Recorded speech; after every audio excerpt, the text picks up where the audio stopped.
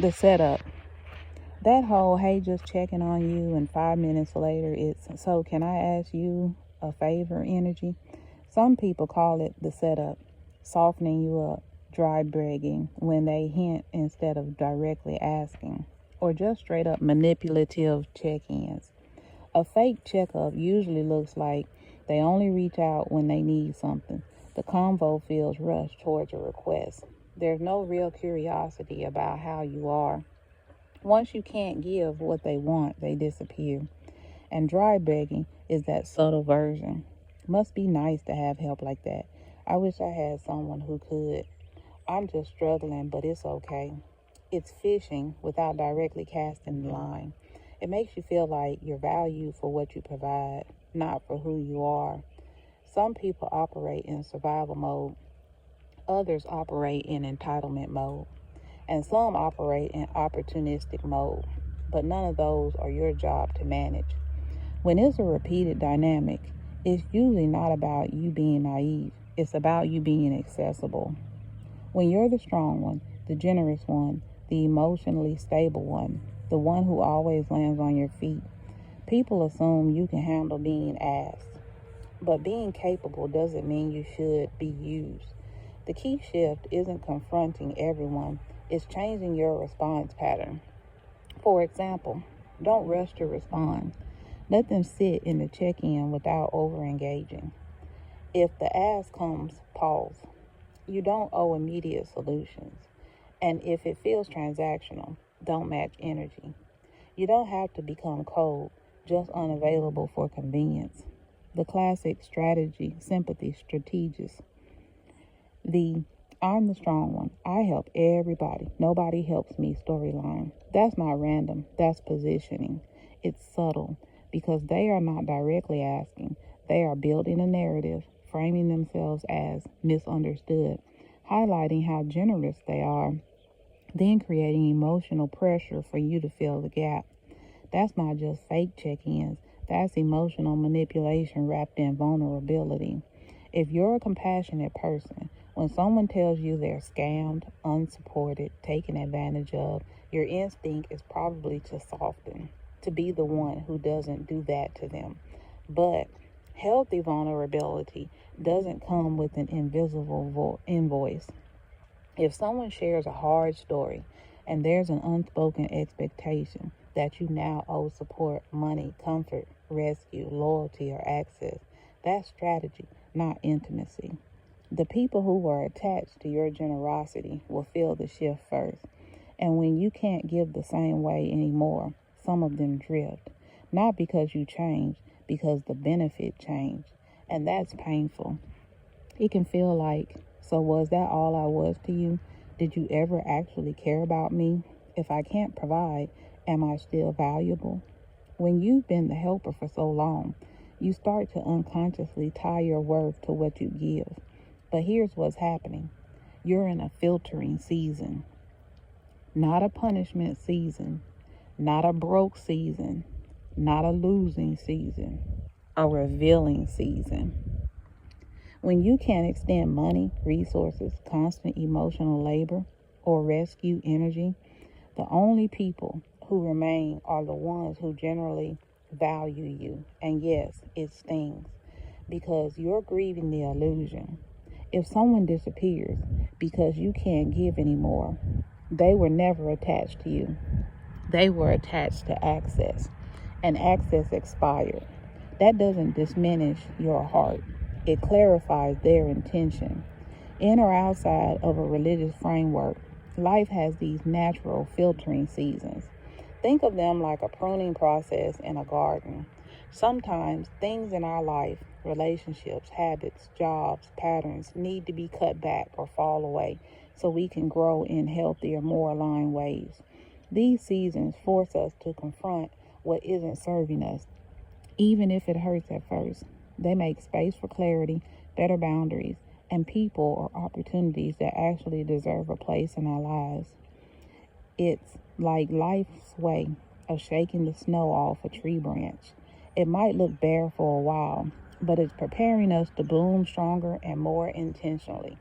The tricky part is staying present in the season instead of resisting it, because the lesson often comes in the discomfort. When you finally see the pattern, the inconsideration, the little lies, the convenient check-ins, the guilt stories, it stops feeling personal and starts feeling predictable. And that shift, that's power. But I want to gently balance something so your heart doesn't harden in the process. Yes, there are users. Yes, there are people who only care about what you provide. Yes, some people absolutely operate transactionally, and accepting that is healthy.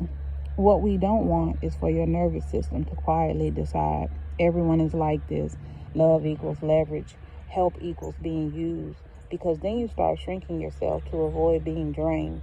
You're not learning to stop being generous, you're learning to add discernment. There's a difference between a taker who bonds through need and a healthy person who asks sometimes and also pours back. Users feel entitled. Healthy people feel grateful. Users disappear when supply dries up. Healthy people adjust and stay. Don't be bitter, just awake. That's maturity. A lot of people were taught that love equals exchange. I give, you give. I show up, you show up. If I'm pouring, I better not be the only one. To them, that feels safe. It protects them from being drained. But here's where it gets nuanced. There's a difference between transactional love and reciprocal love. Transactional love says, I'll do this for you, so you'll do that for me. It keeps score. It's conditional. It's subtle bargaining. Reciprocal love says, I give because I want to. And I trust that in a healthy dynamic, giving flows both ways naturally. No tally marks, no silent invoices, just rhythm. Your heart comes in when you lean toward giving without expectation. That's beautiful. But here's the part that can quickly backfire. If you give without boundaries and someone doesn't reciprocate over time, your spirit starts to feel unseen, even if you never intended to expect anything, because humans aren't built for one-way pouring. Giving freely should be the norm, yes, but so should gratitude, effort, and mutual care. And I think what you're wrestling with is this. If I don't expect anything in return, am I naive? If I do expect reciprocity, am I transactional? The sweet spot is this. You don't give to get, but you also don't stay where giving is one-sided. That's not transactional. That's self-respect. The tap dance is real. They won't say, can I stay with you? They'll circle it like a cat around a couch. Dry begging is basically hinting with emotional pressure instead of asking directly. Rent is crazy right now. I don't even know what I'm going to do. You're so lucky you have your own place. I just need somewhere peaceful for a little while. I hate being where I'm at. It's so toxic. I wish I had a safe space. I wouldn't even take up space. I'm barely home anyway. It would only be temporary. I'd help out with stuff, of course. You know I'd do it for you. Notice how none of those are a clear question. It's emotional positioning. I'm just short this month, but it's okay. It must be nice not to stress about bills. I don't like asking people for help. Everybody I help disappears when I need help. I guess I'll figure it out somehow. The last one, classic guilt hook. I need a break from everything. I've always wanted to see your city. Hotels are so expensive. I could just crash on the couch. I don't need much. Translation, invite me. And the tricky part, if you don't offer, sometimes they'll act like you're selfish, even though they never actually ask. That's the part that messes with your head, because you're intuitive. You're feeling the hint, and then you feel pressure to fill the silence. Most people feel dry begging, because dry begging only works when it's subtle. It relies on politeness, guilt, social pressure, you volunteering. When you come out and say you're dry begging, you remove the strategy. Now they either have to directly ask, which feels vulnerable and risky, or admit they were positioning you. And people who operate indirectly hate being made direct. But let me gently offer something. If you're the type to call it out bluntly, it may feel satisfying and honest, but it can also escalate things fast, as some people don't actually know they're doing it. Others do, and they'll feel exposed. But you know how they make you feel. Trust how they make you feel. There's power in a softer redirect that still protects you. Instead of, you're dry begging, you could say, if you need something, just ask directly. Are you asking me for something? I don't respond well to hints. Just be clear. I'm not in a position to help with that. Same boundary, less combustion. Because here's the thing, your clarity isn't wrong, but your delivery determines whether you're building boundaries or building enemies. If you're someone who used to be the giver, saying, I don't have it, is vulnerable, it feels exposing. It can feel embarrassing. It can even feel like a loss of identity. So when you finally work up the strength to say that, and they keep circling back anyway, that's not innocent anymore. That's disregard, pocket watching. Some people absolutely study access. They track. When you seem stable, when you post something nice, when you sound hopeful, when you mention progress, and then they time their check-in. That's not love. That's opportunism. Don't let repeated exposure to takers turn you into someone who expects everyone to be calculating. There are opportunistic people.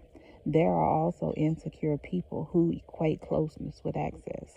And then there are just people with poor boundaries who were raised in environments where indirect asking was normal. None of that makes it your job to tolerate it. They pretend. If someone said, hey, I'm struggling, can you help? You'd probably respect the honesty, even if the answer is no. It's the strategy that feels insulting. When you've been surrounded by takers, your brain goes into pattern detection mode. It starts highlighting every transactional behavior as proof that this is how most people are. It's protective. It's trying to keep you from being drained again. And you're right, a lot of people operate from need, insecurity, survival, or entitlement. That's common. But genuine people, they're usually quieter. They don't insert themselves. Don't perform struggle to hook you. Don't pocket watch. Don't rush intimacy. And they're not constantly positioning. Because of that, they're less dramatic, less obvious, sometimes less exciting at first. After dealing with manipulators, calm sincerity can also feel unfamiliar. Also, when you stop overgiving, your circle shrinks before it rebuilds. There's usually a lonely middle space. That doesn't mean good people don't exist. It means you're in between dynamics. You're filtering now, and filtering seasons feel sparse. Embracing a filtering season means leaning into the clarity it brings instead of resisting the loss or change. It's about trusting that what's falling away is making room for what actually belongs in your life, whether that's healthier relationships, new opportunities, or a stronger sense of self. It's tough sometimes, but if you shift the mindset from why is this happening to me to what is this clearing for me, you start to see the beauty in it. Even the discomfort has a purpose. It's the signal that you're growing, pruning, and evolving. Every ounce of energy, love, and effort you would have wasted on someone who doesn't deserve it becomes your fuel instead. You reclaim your time, your peace, and your self-respect. That's not just survival, that's growth. Think of it like this. Every toxic relationship of draining person is a little energy leak. When you stop pouring into them, you close the leak, and suddenly you have all that energy back to invest in yourself. Your goals, your joy, that's a literal power up. It's not just avoiding loss, it's actively gaining what you were always meant to keep.